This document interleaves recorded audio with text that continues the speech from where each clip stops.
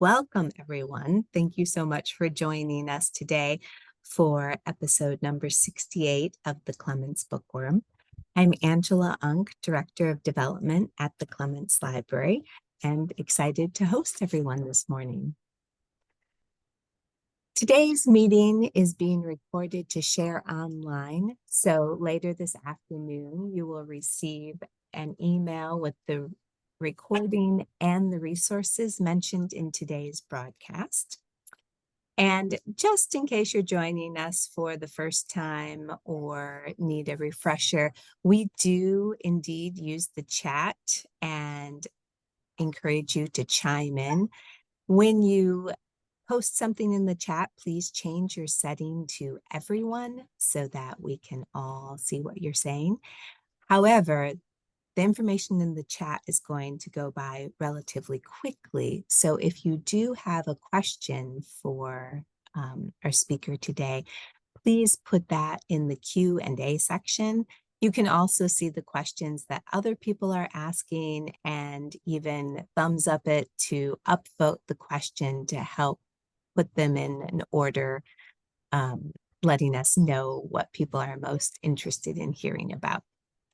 As part of our diversity, equity, and inclusion program, we have the live machine captions turned on today. You can toggle those on or off or change the relative size of the text and play around with your screen because I can only control so much of what you see, but side-by-side mode should be enabled so that you can change the relative size of the speaker and the slides. This program is brought to you by the William L. Clements Library, located on the campus of the University of Michigan in Ann Arbor. The Clements Library's mission is to collect, preserve, share, and promote the study and discussion of American history and culture of North America and the Caribbean up to about 1900.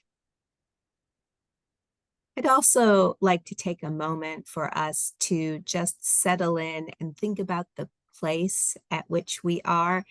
And here in Ann Arbor, I will acknowledge that the University of Michigan is located on the territory of the Anishinaabe people. In 1817, the Ojibwa, Ottawa, and Potawatomi nations made the largest single land donation to the University of Michigan, offered ceremonially as a gift in the text of the Treaty of the Foot of the Rapids, so that their children could be educated in a Western manner. We acknowledge the history of Native displacement that allowed the University of Michigan to be founded. Today, we reaffirm contemporary and ancestral Anishinaabe ties to this land and their profound contributions to this institution. In addition, the William L. Clements Library acknowledges that it has and continues to benefit from the original land dispossession and established hierarchies of settler colonialism. All right, this is your last chance, everybody. Click very quickly, and I'm going to end the poll and share the results. All right, so the question is about, in the 18th century, what was a macaroni? And we're going to talk more about that later with Professor McCurdy. And many of us, of course, have heard the term in Yankee Doodle. And the answer is C, an effete young man. So we'll talk more about that later.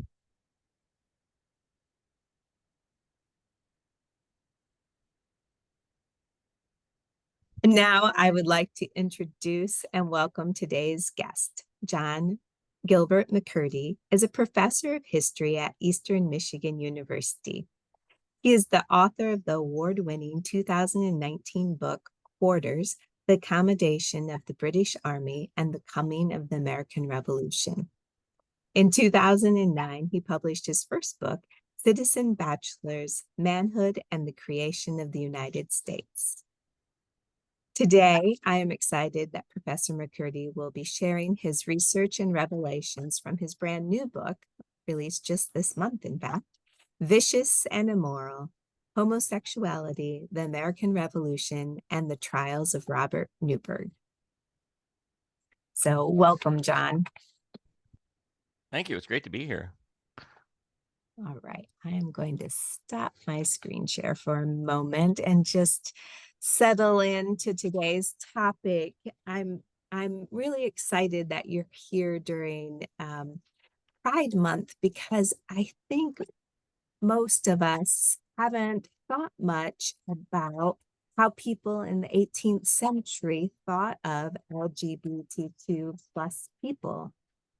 So maybe you could talk a little bit about the evidence that you see in the archive and how scholars have explored this topic.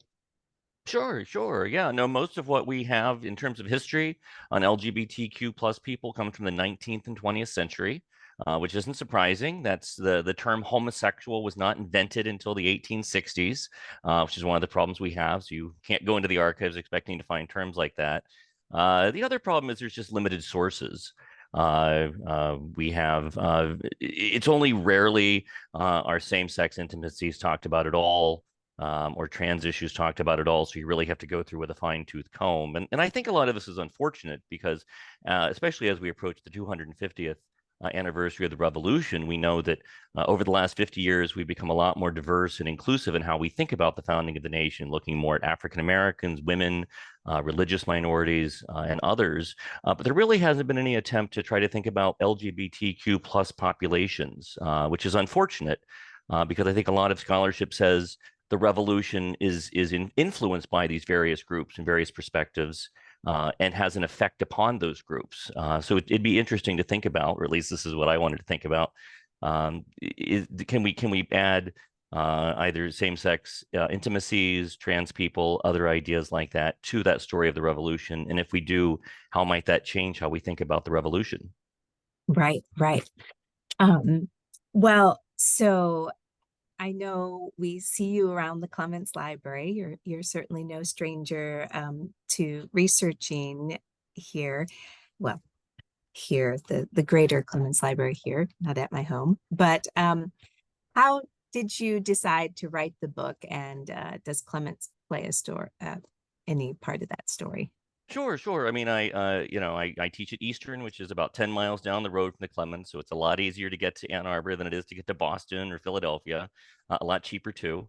So I went through various resources there. This is about 15 years ago. I think I started doing research there, and I went through the Gage papers, the Thomas Gage papers, which I know the listeners and viewers are very familiar with. The Thomas Gage papers. He was commander in chief of the British Army in North America from 1763 to 1775, and he collected just everything. And these have been lovingly preserved by the Clements. They're currently being digitized by the Clements. And so I was going through this writing my previous book, and as I was working my way through, I came upon this unusual transcript about this man who was accused of buggery. And it didn't relate to what I was working on at the time, so I set it aside. And it was only later that I came back to it and tried to see if I could turn it into a larger story. And what I found at the Clements, I realized was actually just a tip of the iceberg. The Gage had only collected one piece. Then I found the rest of these records actually at the National Archives at Kew in England. And so this is what I've been trying to put together to tell this story. Right. I love how there are these little tangents and threads as you're doing your bigger research and seeing what you encounter. So love that part of it. It's exciting. So as we get ready to get into this topic, I think it's probably important to take a moment to prepare our audience for some of the language that they may hear in the talk, especially some of the sexually explicit language. And so can you frame this for us a little bit? Sure, sure. Yeah, I'll give you a couple of warnings, right? So one is, I mean, I'm talking about homosexuality. So I will be discussing sex between men. I don't think it's that explicit, but it may, if you strike some people as more explicit than you might hear at another bookworm talk. Another proviso I would just add is I'm talking. It's a small case. What I found, small number of people. It's really only interested in. It really only discusses issues rather of male-male intimacy. There's nothing I was able to find in the transcript that relates to lesbianism, bisexuality, transgender issues. Hopefully, others can find these types of issues going through the archives. Um, I also wanted to say that before I get started, that I'm going to show a lot of pictures in my presentation. I don't have any pictures of any of the principal actors involved. So as I show a picture of a person, please don't think that's the person. That's actually a picture of the person I'm talking about. It's reminiscent of that person I'm trying to talk about. All right, great. Well, I will turn it over to you now to introduce us to Robert Newburgh. Thank you. Thank you. Yeah. So I want to thank everyone for attending today. This is great. This is a wonderful opportunity, and I also want to thank the William L. Clements for this incredible opportunity to talk to you today about my new book. I'm especially grateful for the leadership of Paul Erickson of the Clements, as well as the hard work of Ann Bennington Helber, Angela Unk, Helen Harding, and the rest of the Clements staff for arranging this talk. In my talk today, I want to give an overview of the book and to discuss the trials of Robert Newburgh. I believe that these cases can help us to understand how people thought about homosexuality in revolutionary America and what they thought about it. Newburgh's trials clearly indicate that homosexuality was widely understood in the era of the Revolution in ways not that dissimilar from our own, and that through his arguments, Robert Newburgh laid out better than anyone else in this era the arguments for sexual liberalism. And I'll get into all of that as I proceed through my talk. To understand the trials of Robert Newburgh, we should start with the man himself, Robert Newburgh. Robert Newburgh was born in 1742 near Dublin, Ireland. His parents were Protestants, and they descended from the English planters who had remade the island into an English colony. Robert grew up with the privileges of an elite background. He was skilled at horse riding, he spoke Latin, and he studied with a private tutor. At 16, he entered Trinity College and took his bachelor's degree 4 years later. Upon completing his education, Robert Newburgh became a priest. He had been raised in the Anglican tradition, and he took his orders in the Church of Ireland, a Protestant denomination that was the Irish branch of the Church of England. Upon ordination, Newburgh became a traveling parson, serving in several curacies, or temporary appointments, across Ireland. 3 years later, he entered the British Army as a chaplain. He purchased a commission in the 18th Regiment of Foot, which was also known as the Royal Irish Regiment. In May 1773, Robert Newburgh made his way to Cork, on the southern coast of Ireland, to seek passage to America. The 18th Regiment was then stationed in Philadelphia, and the regiment's colonel was insistent that the new chaplain join his unit as soon as possible. However, before he could depart, Robert Newburgh received a most disquieting letter. "I am unfortunately acquainted with some parts of your character," the letter began, "which render you a very improper person to act as chaplain to a regiment I highly honor." According to the letter, several former and current British Army officers had testified that Newburgh was guilty of a most horrid and unnatural crime, particularly with your own manservant whom you slept with. The man who wrote the letter was Thomas Batt, formerly a captain in the 18th Regiment. Batt had recently retired from military service and was in Ireland procuring wares for a wine shop that he hoped to open in Philadelphia. During his time in Ireland, Batt heard rumors about Newburgh's sexual relations with his servant. In Batt's opinion, Newburgh's actions disqualified him from the army. So what was Robert Newburgh accused of doing? According to one testimony, when Newburgh was a traveling priest, he rented a room in the Irish town of Sligo. He brought a valet with him, and a separate bed was placed in his chambers for his servant boy. However, the landlady did notice and remark that the said pallet bed was unspoiled, meaning that the servant's bed was not used or slept on. In other words, the two men had slept together. Now, to be sure, it was not unusual for two men to share a bed in the 18th century, but those who saw Newburgh and his servant interact reported that the boy was very free with the priest, much more so than was typical of master servant relations. One observer noted that the two men quarreled like an old married couple, and that Newburgh always kept his own servant remarkably neat. The story of Newburgh and his servant spread across Ireland and remained a topic of gossip 4 years later. In fact, Thomas Batt did not seek out the information. Rather, he came upon it over casual conversation. A short time before I sold out of the regiment, Batt later testified, he was in a company of a number of gentlemen who asked if he knew the new chaplain of the 18th Regiment. When Batt replied that he did not, they then laughed at me a good deal and said I should soon know him, for that the first opportunity he would be into my beef. In short, many told me he was a notorious buggerer.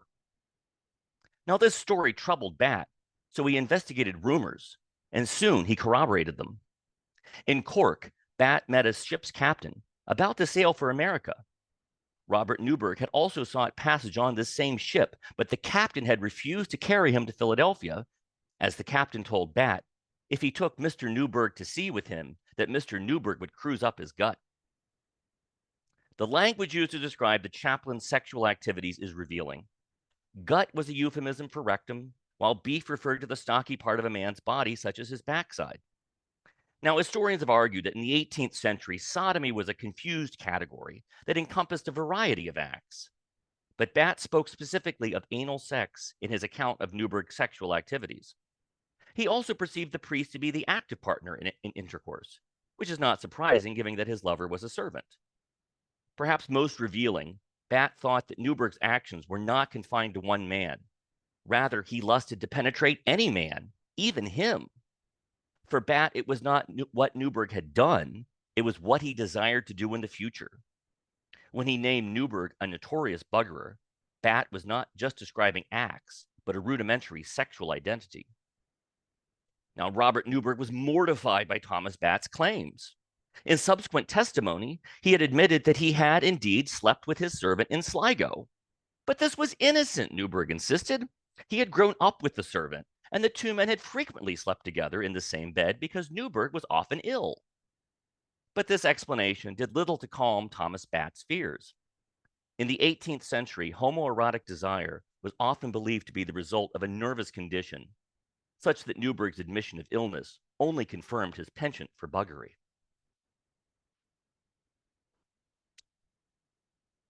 In June 1773, Robert Newburgh departed for America. His chronic illness impeded his travels such that he did not reach Philadelphia until September. Thomas Batt also traveled to Philadelphia, and he preceded Robert Newburgh by about a month, meaning that by the time Newburgh reached his regiment, everyone had already heard the rumors about his sexual activities. In the fall of 1773, Robert Newburgh began his duties as chaplain to the 18th Regiment. He delivered Sunday sermons, celebrated the Eucharist, and read funeral services for soldiers who died. Despite the rumors, most of the Royal Irish treated him with respect. He even became close friends with two officers, Lieutenant Alexander Fowler and Ensign Nicholas Trist. Trist later testified that they have a club amongst themselves on every Monday night, at which they talked about religion, science, and history. But not everyone was pleased to have a reputed buggerer in his midst.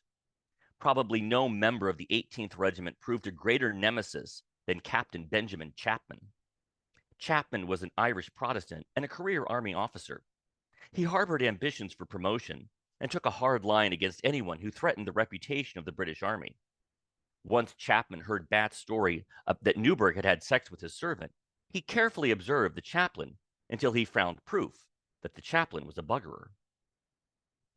In November 1773, Captain Chapman was walking with the secretary to the governor of New York.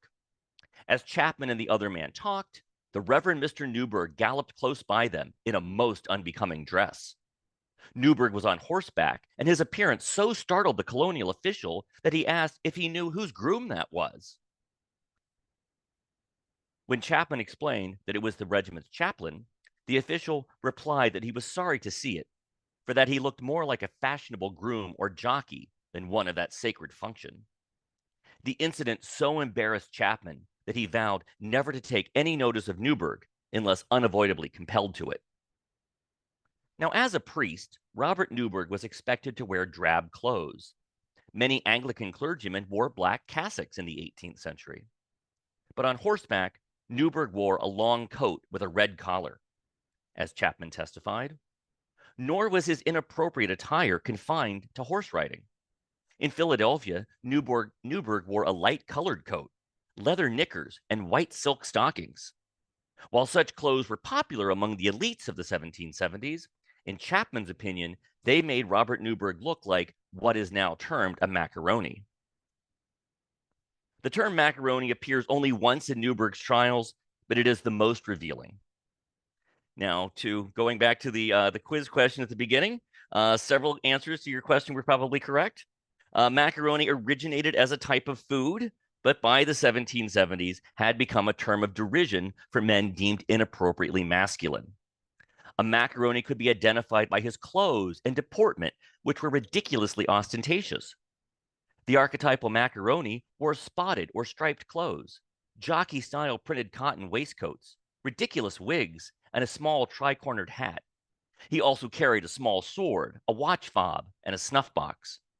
Depictions were common, and Chapman later testified that he has seen a caricature of such a figure in his travels. A macaroni's effeminacy was a window into his character, which most agreed was despicable. An English orator writing in 1773 deplored frivoling hairdressers, boring orators, and London gadabouts as monkey-ronies, claiming that luxury had deprived them of their masculinity. Now, only few connected the macaroni's appearance to sexual desire. Some speculated that his effeminacy was predictive of buggery. One caricaturist labeled a macaroni Ganymede, Jupiter's mythical boy lover, and showed him facing the hangman for his crimes. This was how Captain Chapman saw Robert Newburgh. His flamboyant attire in the macaroni style was proof that he desired sex with other men. Chapman was not the only officer to take note of Newburgh's appearance or to worry about how his desires might harm the regiment. When Newburgh purchased a green coat, a captain remarked that the parson is a buggerer, and everyone in his company laughed. Other officers began to worry about Newburgh's intention among the soldiers. A captain ordered his men to stay away from him, while the quartermaster fretted when Newburgh requested a room near the outhouse because it was the site notorious for male-male sexual trysts. It appears that Robert Newburgh did not seek out any sexual partners once he reached America. Certainly his servant did not accompany him into the army. Yet this did not soften the opinions of men like Chapman. It was not what Newburgh had done, but who he was. In his initial accusation, Thomas Batt took note of the chaplain's character, and this term resurfaced constantly in assessments of Newburgh. Character was synonymous with reputation, but it also had an inner quality that could not be disguised. As Chapman and others observed Newburgh's appearance and actions, they sought to determine whether his very soul was corrupt.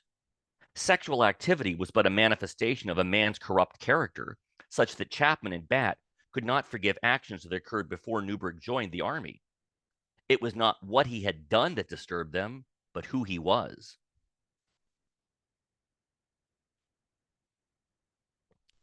Historians have argued that in the 18th century, a man's sexual acts were not predictive of his identity.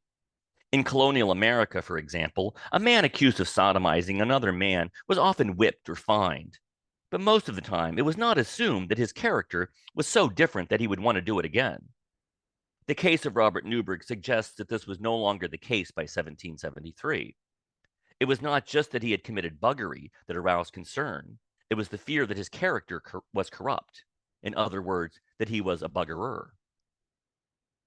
The term buggerer derives from Bogomil, which was the name of a 10th century religious sect that was deemed heretical and suspected of sexual depravity, specifically sodomy and bestiality. By the 18th century, however, buggerer was more than a description of a man who committed buggery. A buggerer had a specific character.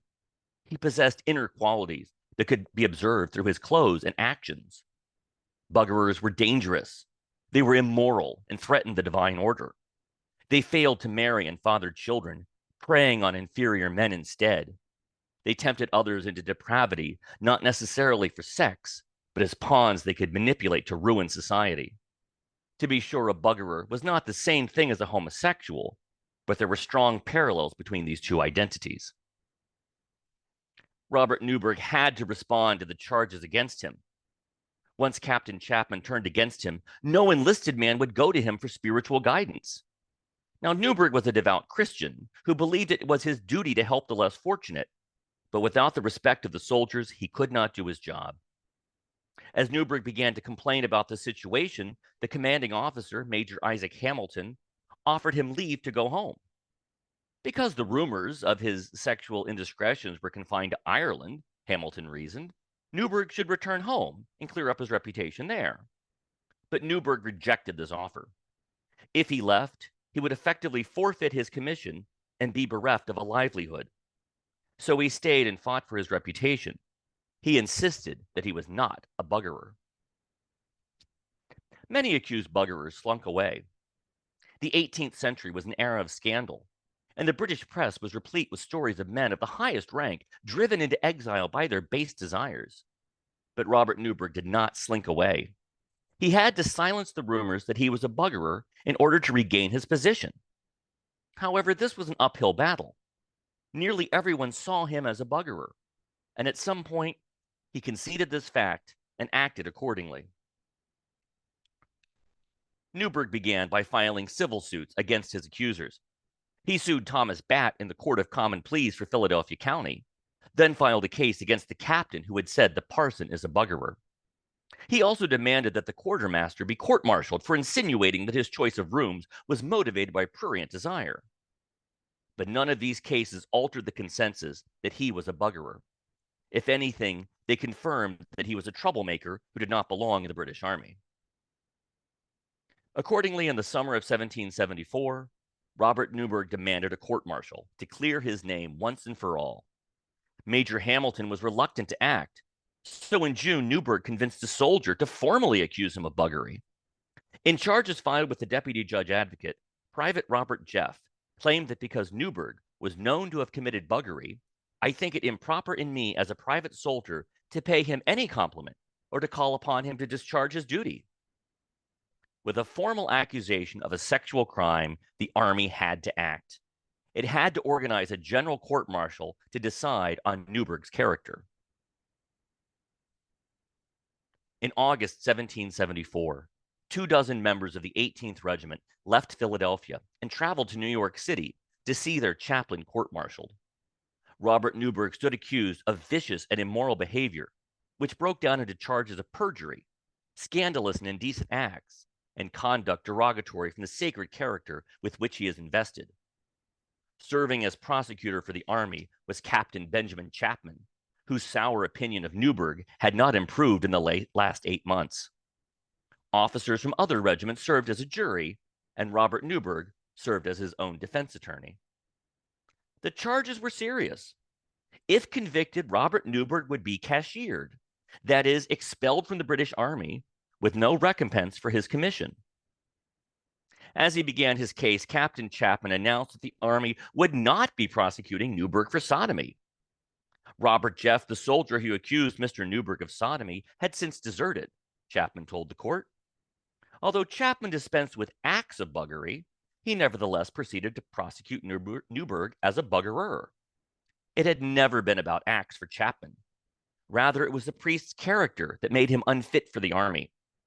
Chapman thus proceeded to introduce instances where Newburgh had acted disrespectfully toward his superiors, defied military hierarchy, and borne false witness at previous trials.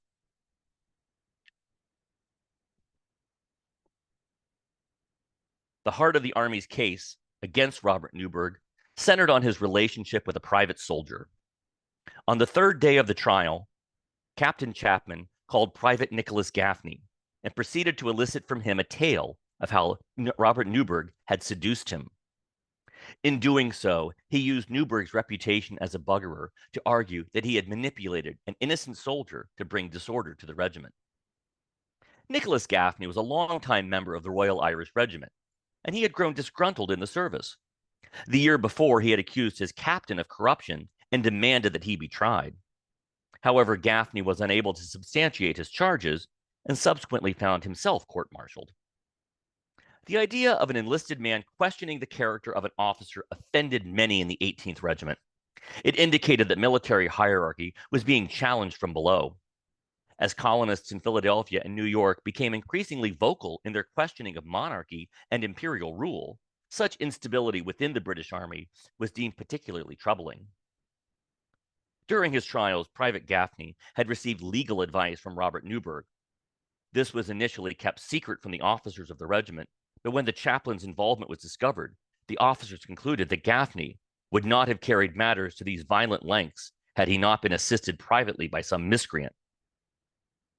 For many in the Royal Irish, Newburgh's assistance of Gaffney proved that the chaplain did not care about the social order, and it was further proof of his character as a buggerer. At Newburgh's court-martial, Private Gaffney was the Army's star witness. Captain Chapman called him and elicited testimony that described the two men's relationship as entirely inappropriate. According to Gaffney, Newburgh arranged meetings in his private chambers. Did Mr. Newburgh and he ever drink together? Chapman asked. Yes, frequently, Gaffney replied. The private also testified that Newburgh had given him a snuff box, a feminine article that many associated with macaronis, and that Newburgh told lewd stories in his presence. Gaffney also claimed that at times Newburgh and he had been alone late at night. He has gone there at 10 o'clock at night when Mr. Newburgh has been in bed, the private told the court. The chaplain, upon seeing him, put on his morning gown and went into the closet to him. Not only had the two men been alone in a bedroom after dark, but Newburgh had been in a state of undress. Through his questions, Chapman followed the tropes of the popular novels of the era to argue that Newburgh had seduced the private. He invited Gaffney into his private chambers and plied him with alcohol, gifts, and flattery. Gaffney was innocent, simple, and trusting, while Newburgh was elite, educated, and manipulative. Everyone knew that Newburgh had slept with his servant, and Chapman used this to suggest that he had similar designs on Gaffney.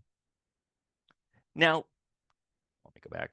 Now, Chapman never suggested that Newburgh and Gaffney had had sex. But a buggerer's disregard for the natural order was not confined to the physical.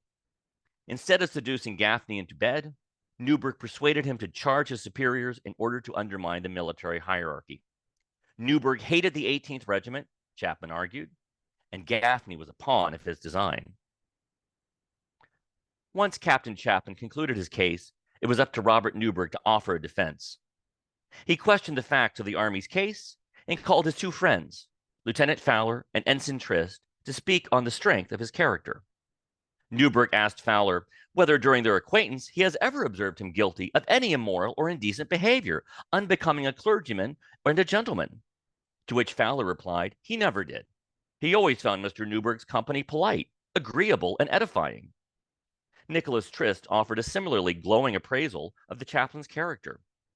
In effect, both men argued that because Newburgh had such a stellar character, he could not be a buggerer. The sanguine opinions of Fowler and Trist toward Newburgh stemmed from their own characters. Both men stood apart from the rest of the officers. Fowler was disabled, and Trist older and formally educated. They also disliked Captain Chapman and believed that his persecution of Newburgh was an instance of petty tyranny. Fowler and Trist also differed from the other officers in that they were married. However, Nicholas Trist's marriage raised questions about his loyalty. When Trist wed the daughter of a Philadelphia innkeeper, Major Hamilton speculated that he intends becoming a patriotic American, as the anti-British sentiments of Trist's new in-laws were well known throughout the colonies.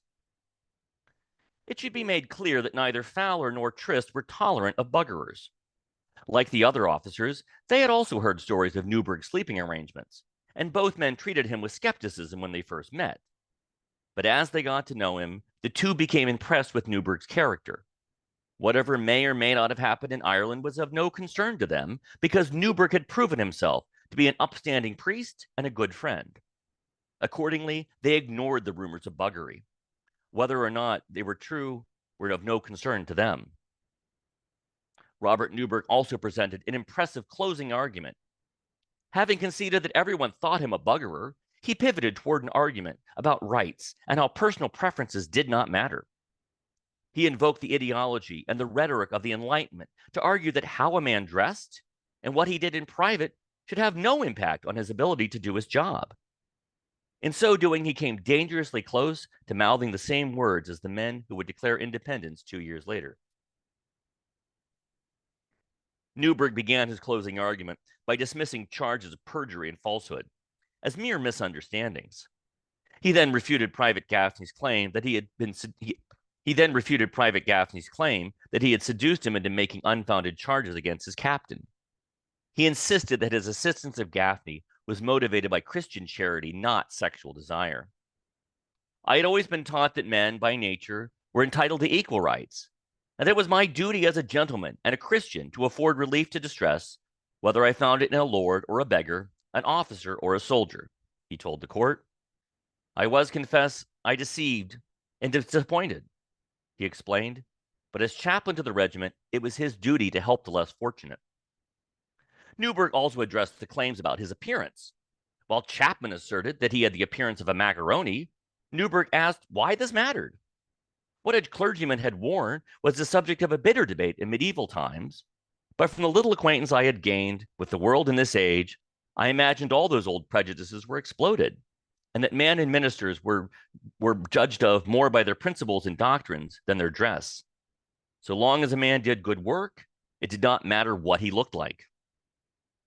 Throughout his defense and closing argument, Robert Newburgh never argued that a man had the right to be a buggerer or that what a person did in bed was irrelevant. Nevertheless, his rhetoric anticipated the sexual liberalism of a later age. His mention of equal rights in reference to Gaffney suggests that he believed there was a place for all men in society, not just the high and mighty. Likewise, his dismissal of old prejudices indicates that he believed himself to be in a more enlightened age, where a man's appearance was irrelevant. He made all of these claims while standing accused of being a buggerer. Perhaps Robert Newburgh understood the connection. Certainly his accusers did. Now, I won't tell you how the court-martial turned out because I want you to buy the book. Rest assured, there's a lot more homosexuality, revolution, and trials of Robert Newburgh than I can cover here today. However, I don't want to end my talk without drawing some larger conclusions from this case. I think that the trials of Robert Newburgh offer some answers to the questions of how people thought about homosexuality in revolutionary America and what they thought about it. On the one hand, the trials confirm our worst suspicions of the past as overflowing with hatred and homophobia. Thomas Batt thought that the rumor of buggery sufficient for Newburgh to lose his position, while Captain Chapman cited his appearance as proof of sexual desire. And this revulsion was felt widely. The most sympathetic responses came from Lieutenant Fowler and Ensign Trist, who just wanted to ignore all the unpleasant things being said about their friend. On the other hand, there are other parts of the trials that subvert such a pessimistic view of the past. Newburgh's response to the accusations against him is one of the most surprising. He faced his accusers openly, even though such actions only confirmed suspicions about his character. He spoke of rights and equality at a time when such talk was deeply suspect in the British Army. The loyalty of Fowler and Trist is also remarkable. They knew the rumors about his sexual activities, but defended him anyway. I think that this dichotomy is completely reflective of homosexuality in the era of the American Revolution. Male-male intimacy was a controversial topic, and different people had different opinions about it. Some thought that buggerers should be put to death, and others laughed at them. Some ignored them, and others wondered if society might be more tolerant.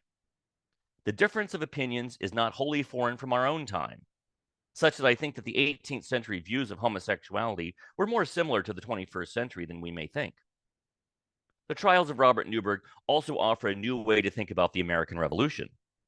I find it interesting how the officers' opinions of Newburgh correlated to the impending division between Britain and its colonies. A month after Newburgh's court-martial, several members of the 18th Regiment were deployed to Massachusetts, and many took part in the battles of Lexington and Concord.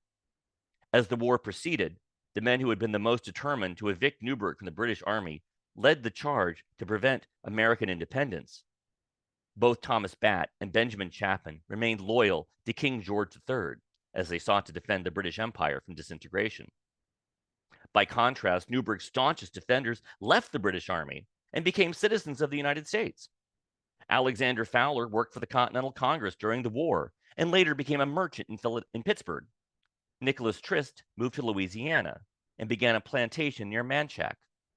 Both men were staunch Republicans.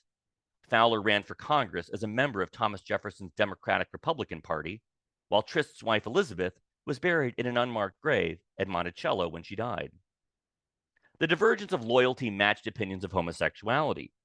The opinions of Batt and Chapman reflected a British approach, one steeped in scandal that connected a man's personal character to the fate of empire. In such a worldview, a buggerer was a cause of disorder, and he had to be rooted out lest he pull down the natural order. By contrast, Fowler and Trist exhibited a more laissez-faire attitude. They could ignore men who had sex with men. A buggerer was less of a threat to the social order than an exacting captain or a British king. This correlation is the true legacy of Robert Newburgh's trials for us today. The men who found themselves at odds with the British Army with its persecution of Robert Newburgh helped found a new nation. For them, buggery was something that did not disqualify a man from his position, and by extension did not prohibit one from citizenship. Historians have argued that because of the ideology of the American Revolution contained the commitment to individual rights and liberty, the nation that followed always contained the seeds of abolitionism, feminism, and social equality. For this reason, we should not be so quick to dismiss the revolutionary potential of Newburgh's trials. Perhaps as with race and gender, we can appreciate that the potential for inclusion for LGBTQ plus people was inherent in the creation of the United States, even if full equality was delayed by 2 centuries. Thank you. Thank you so much, John. I really appreciate hearing all of, hearing this story and giving us a preview for reading the book. And this has been amazing. I am going to take just a moment to do a couple of housekeeping announcements, and then we will get into the Q&A. So if you have questions, audience members, please put it in the Q&A section. And in the meantime, I will just mention that last month we talked about our current exhibit, Living Photography, Finding Film History in the Archive. And that you can come see this exhibit in person Monday through Friday from noon to 4, and it's also available online. We do have some tours scheduled this summer, so you can sign up for a more in-depth view of the Clements Library. And we will also be hosting a table outside during the art fair with some swag and other things. So if you're in town for that, stop by to say hello. Next month, we'll be having a conversation with librarian emerita Margaret Leary and talking about her book, Giving It All Away, the story of William W. Cook and his Michigan Law Quadrangle. So I hope that you'll join us again. You'll receive a reminder email next month, and you can once again choose to sign in and watch the program live, or as with this month, you'll be sent an email with a link to the recording afterwards. And we didn't have a sponsor this month, but if you're interested in sponsoring a future episode of the Bookworm, please let me know. And we certainly appreciate all of the ways that you support us by participating in these programs, telling other people about the Clements Library, and of course, if able, making a contribution. All right, so let's see what we have for questions.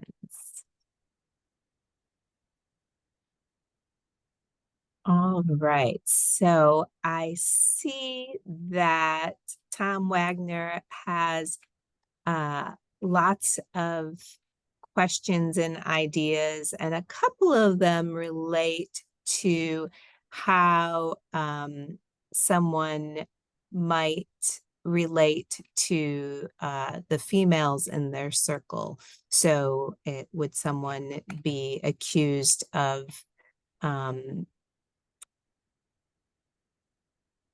having a homosexual orientation because they were spurning young women? And did Newburgh have any female associates? Yeah, I think that's a great question. So many times when men were accused in both Britain and America, when they were accused of homosexuality, they would cite, oh, I've had sex with women or bastard children or things like that. And Newburgh never does, which suggests to me that he never did. But I think something else that comes out here that I sort of allude to in the talk is he becomes very close friends with these two officers, Alexander Fowler and Nicholas Trist, who are both married, and he becomes also very friendly with their wives. And he even he exchanges snuff boxes with one of the wives. The wife says, "Oh, I had one that had a church painted on it, and so you should have it. You're a priest." And so they switch these back and forth. And this would have been seen as very disturbing to be that intimate with another man's wife, because the assumption would be either there's something wrong, sexual, a man going after another man's wife, or even stranger, if you're treating a woman, especially another man's wife, as an intimate, as an equal, that suggests there's something wrong with you, that you don't have sexual desire for her. The army doesn't want its young men, especially its soldiers, carousing with young women. But the fact that Newburgh only seems to associate with married women seems to be a problem that indicates there's something not quite right there. Interesting. Hadn't thought about that aspect of it.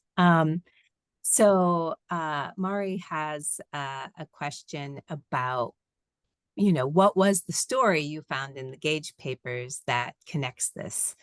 And how does it compare to the thoughts in your conclusion about individual worth and the fate of empires? Oh, okay. That's the second piece of that's very big. I'm not sure I can get to that. So what I found in the Gage papers was sort of before the army goes to a formal court martial, it calls it has a court of inquiry, which is basically it's almost like a fact finding mission. There's not a jury in the same way. There's not really a sentence, but it's sort of like they're trying to decide if there's enough information to move forward to have a court martial. And this is where a lot of the information, a lot of the references to sexual activity comes out of. This is when this is all presented. Thomas Batt presents these different pieces of evidence that he has. So that's what exists in the Gage papers. That's what gets sent to General Gage when he's commander in chief in New York. Later, when the court martials begin, when you finish a formal general court martial, that will be sent off to the War Office in London, which is why those end up there. In terms of how this connects to sort of the larger themes within the Gage papers, I think it does. Gage is very concerned about watching the empire slip away. He knows better than probably anyone else throughout the 1760s and 1770s that there's a big problem. The Americans are a lot more rebellious than anyone in London seems to think. And I find it interesting. One of the things that Gage is really interested in is something he refers to as seduction, not men seducing women, but colonists seducing British soldiers to leave the army. This is especially true during the occupation of Boston, both before the Boston Massacre and then, of course, during the occupation that would lead up to the Battle of Lexington and Concord. That the stories are the colonists are going to the soldiers and saying, "Why don't you desert? Come be an American. Come join us."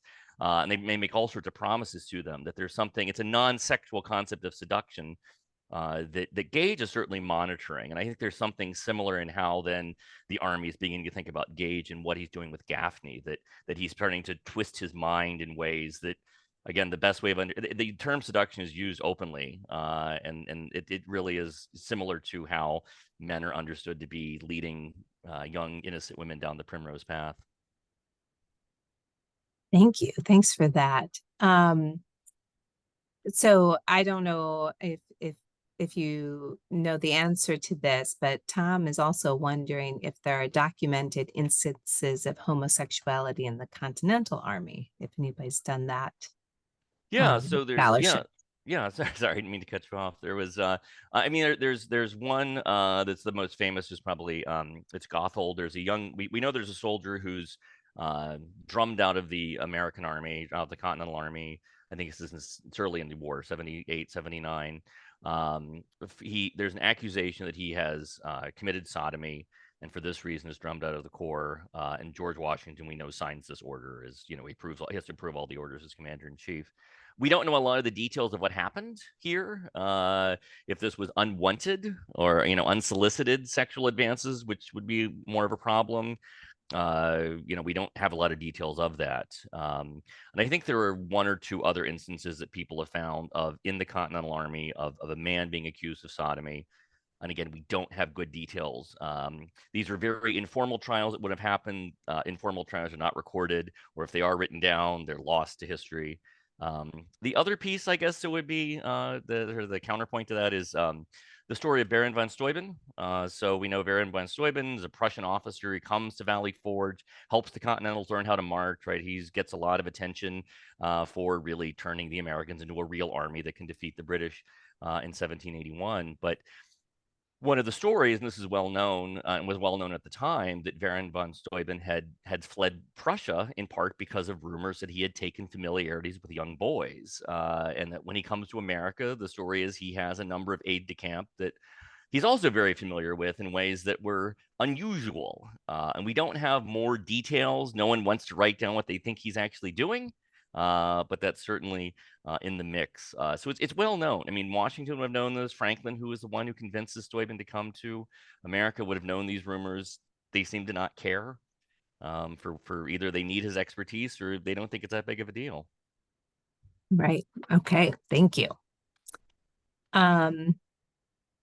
So Bruce is wondering if if there were equivalent labels like buggerer for women who exhibited too masculine characteristics or had relations with other women.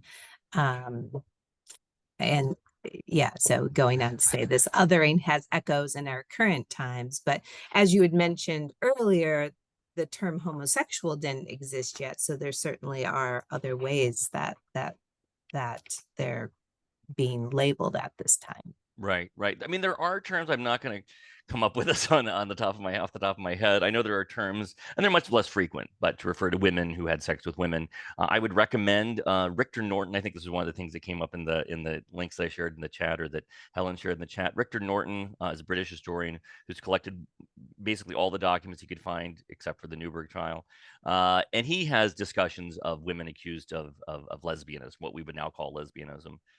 And some of that terminology in there, which I mean, that would be a good source to look at. I think it's homosexual in the 18th century is what the site is. And I think Helen just shared that again. Thank you. Right. Thanks.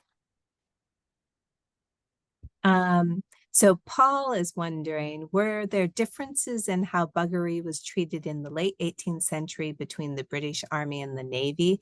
And he says that he's thinking here of Winston Churchill's famous comment, which is a version of much earlier jokes, that the main traditions of the British Navy were rum, sodomy, and the lash. Yeah, no, so I think that's a really good point. And I don't get into the Navy. The Navy, obviously, this is as he's pointing out, is well known that it's there is this concern that men stuck on a ship, things happen. And the Navy, we know, in the middle of the 18th century does revise its code to make sodomy a capital crime. And then enforces it with some regularity. The Army seems to be a little less. It doesn't revise its code to make sodomy a capital crime, although we know some soldiers in the British Army during the 7 Years' War are accused and expelled from the Army for charges of sodomy. I mean, the Army is always a little harder to track than the Navy in some sense. I'm not sure why the Navy takes a harder line, at least in terms of the law, than the Army does. But I think the larger point is that both institutions are very concerned. There is a lot of rumor going on in the 18th century, as as this quote suggests, of what are these men doing together in this same-sex institution, and are they getting up to no good with each other? And so both the Army and the Navy is very concerned with pushing back against this image. I think this is part of the reason that the officers in the 18th Regiment are so determined to expel Robert Newburgh. That this is bringing shame upon the Army.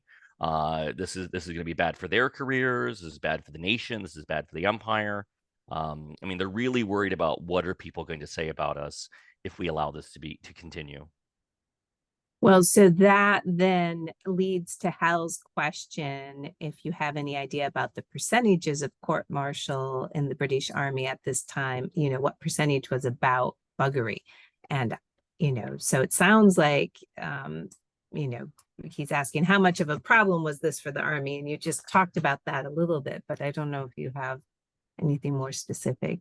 Yeah. So I went through all the Gage papers, or at least as many as I could. I think I went through them all 166 volumes there at the Clements. The Newburgh case is the only one that's explicitly about buggery, and that's over a 12-year period, 13-year period of time. So that it indicates that this is an unusual case to make it all the way up to the rank of a general court martial. I mean, there aren't references to other cases I was able to find, so it's a pretty small percentage. Going through the National Archives at Kew, similar thing. Most of the records they have are disobedience, desertion, things like that, drunkenness on duty, sort of the typical Army crimes. The Newburgh case was the only one I was able to find from that probably 10-year time span, 1760s, 1770s, that dealt so explicitly with sodomy, buggery. So it's not, which I think is interesting, right? So why is the Army choosing to always look the other way? Thomas Gage, General Gage, does write about this. So the day the trial is set to begin, he writes a letter to, one of his subordinates saying, "Oh, I just wish this wouldn't happen. Why does this trial have to go on? It's just going to raise a bunch of suspicion. We don't have proof." Basically saying, can't this just all go away? Can't we just ignore this? And I think there's an element to that that's very true. What was going on in the British Army and probably other armies as well at this time, that a sort of a sense of it's not worth investigating. We don't have a victim who's claiming a crime. This is just a problem. And so I think that's sort of it probably happens a lot more. The Newburgh case is unusual because Newburgh demands to be tried. He demands all this stuff to be written down because he's trying to defend himself. Whereas most of the time, most of these cases would just be brushed aside or ignored. Interesting. Yeah. So Newburgh is really the big part of the reason that he's in the archive and that we know about this. So going back to the involvement of the church, Carol is wondering if there's any input from the church hierarchy during the court-martial process. And tangentially related, Tom was also wondering if there were any religious sects that didn't condemn homosexuality at the time. Right. On the second question on religious sects, I wouldn't be able to say. I mean, yeah, the Catholic Church, the Protestant churches are all going to be, yeah, I mean, it's so you're going to cite Leviticus 18:22, right? They're going to, or the writings of St. Paul, the men who burn from other men, and this is a problem. So, but again, I think some of this is about intensity. If this is the official prescription of ancient Jewish law or Christian teachings, does that mean it actually needs to lead to expelling people from church? And I think some of this gets into, is it an act or is it an identity? So it's if you're just committing an act, you can always be forgiven. Certainly within the Christian tradition, so a man can be forgiven for a bad act, even a heinous crime. So I think there are various levels of intensity in terms of wanting to deal with that.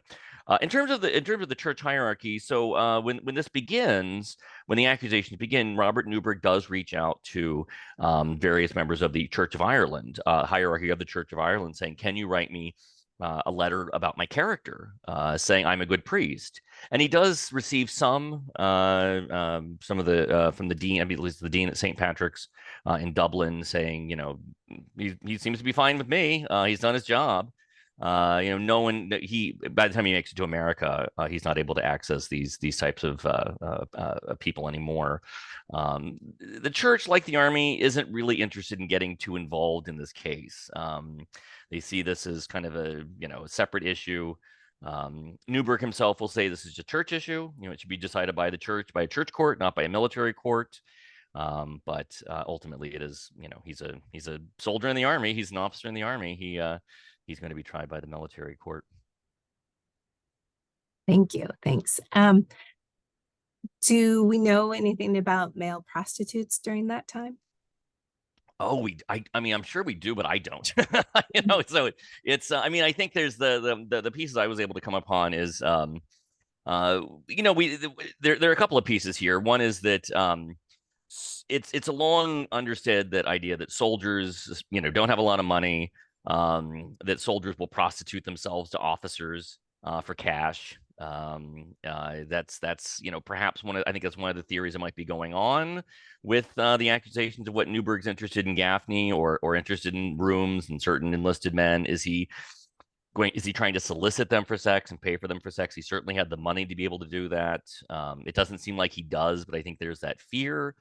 The other thing that's interesting is just, this is one of the pieces I came upon, is that the term servant in the 18th century in some contexts is a euphemism for prostitute. So then when he's talking about Robert Newburgh had sex with a servant, are they really saying his servant, or are they really talking about he's having sex with this man he's paying to have sex? And I think it's pretty clear it's the former, but that term, the idea that servant means prostitute, certainly would have resonated with the people at the time. Interesting. Okay. Yeah. That's definitely one of the things about studying history too, is keeping an eye on how all of these words change and shift during time. Shirley has a question that I'm not sure what you'll have to say about, so we might as well find out. Curious about the possible relation to Herman Melville's Billy Budd. Okay. Um, I don't have a good answer for that one. I mean, I know Billy Budd. I know the story. Right. I decline. Right. That's Billy Budd. So it's I can't speak more than say more about it than that. Yeah. So one of the things that I was thinking about too is sometimes as soon as you finish a project, you start to think about the next project, just like we talked about how there was a little thread that led you to this book. Do you have something in mind for your next book? So I don't, which is a historian is very disconcerting for me. I'm trying to say, well, this book just got published this month, so I should give myself a little time to enjoy it. But and I have different ideas of things I'd like to pursue. But I know the other piece of this is how I found this book and how I found my last book was just by going to the Clements and digging through the archives. And so, that is that is probably my next task this summer, is to go back to the Clements and see what else is I can find that might be worthy of a book. Yeah, I love that. Well, that's good too. I think I I love that you have that opportunity to do that, and all of the wonderful information that you've you know gotten out of the archive by coming to the Clements. So I think that's lovely.